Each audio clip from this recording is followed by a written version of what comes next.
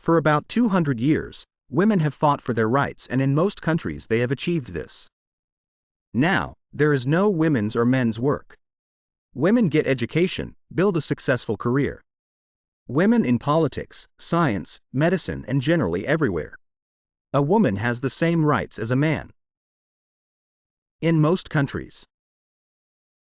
But not everywhere. It is sad to admit that there are countries and societies where women have no rights or they are very limited.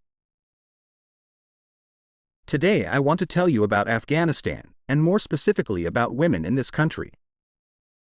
On August 15, 2021, the radical Islamist paramilitary movement Taliban came to power in Afghanistan. President Ashraf Ghani fled the country. This happened in particular due to the withdrawal of American troops from Afghanistan. The militants began to capture district after district until they reached the capital and took control of it. It didn't go well for anyone, especially the women. In almost a year and a half of Taliban rule, their lives have changed completely, and the list of these changes only continues to grow. With the coming to power of the radical Taliban movement in Afghanistan, women in the country faced restrictions on their rights. Many Afghan women compare themselves to prison inmates deprived of the opportunity to participate in public life. Women and girls are subjected to severe discrimination in all spheres of life. Prohibition on education.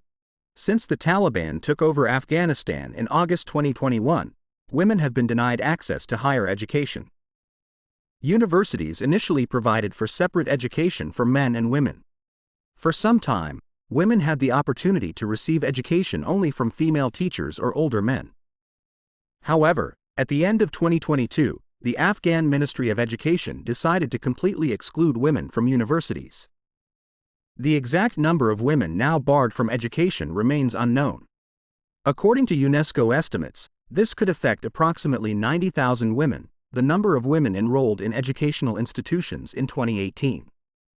The Taliban justify this ban by saying that many female students did not comply with Islamic dress requirements, such as the hijab, and there were instances of gender mixing in educational institutions.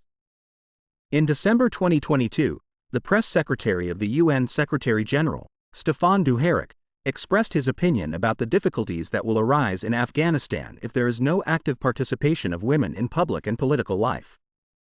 He noted that the ban on women's education has a devastating impact on the future of the country. According to various media reports, women are trying to get an education through online learning. However, due to poor internet access in the country and lack of future job opportunities, this is virtually no alternative. Career prohibition. Women in Afghanistan were banned not only from receiving education, but also from working. The number of women in the labor force in Afghanistan fell by 25% last year compared to mid-2021, according to the International Labor Organization, ILO. The Taliban have banned women from working in the UN and other non-governmental organizations. This led to the closure of the activities of several international non-governmental organizations in Afghanistan, including Save the Children, the Norwegian Refugee Council, and CARE. They were forced to stop their projects due to lack of female staff. Thousands of female government employees were laid off, and some were offered cash compensation to stay home.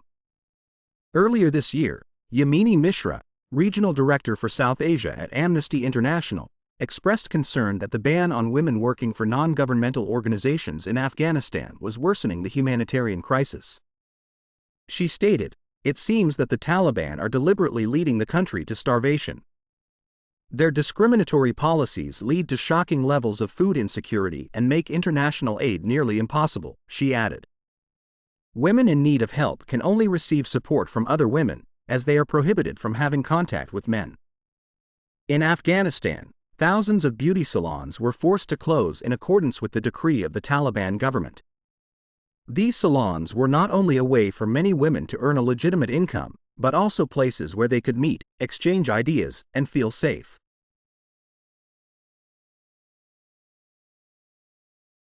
Medical care restrictions for women. Afghanistan is one of the most dangerous countries in the world for women, mothers, and babies. Every year, about 70 out of 1,000 women die during pregnancy or childbirth. Many mothers are undernourished, which increases the risk of complications during pregnancy. After giving birth, they struggle to provide food for their children.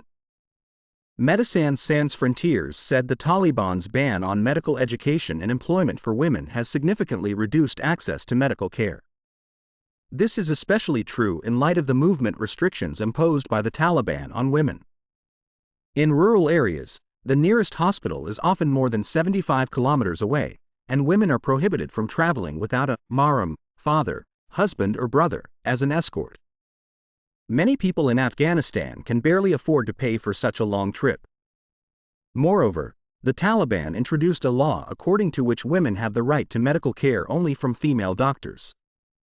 Although women are allowed to continue working in hospitals, the number of female doctors, especially in rural areas, is insufficient. In addition, they have limited mobility just like their patients. Those who cannot find a mahram, male relative accompanying them, are forced to stay at home.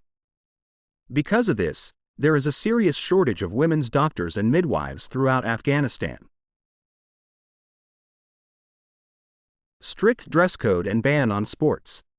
In the summer of 2022, Afghan TV presenter Sonia Niazi resisted demands to cover her face, but was forced to comply when she went on air.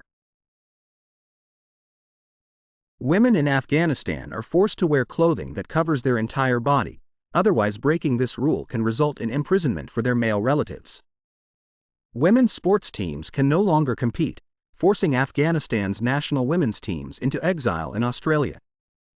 A Taliban decree bans women in Afghanistan from parks, fitness studios, public swimming pools, gyms and sports clubs, making it virtually impossible for women to exercise.